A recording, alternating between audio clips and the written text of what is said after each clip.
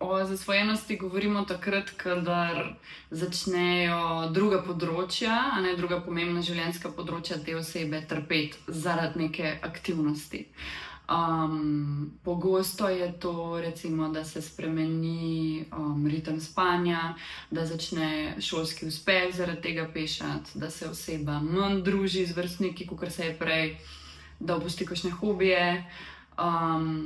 Tudi značilna je neka ta preokupacija z digitalno aktivnostjo, se pravi, da tudi kadar nismo na spletu, zelo veliko razmišljamo o tem.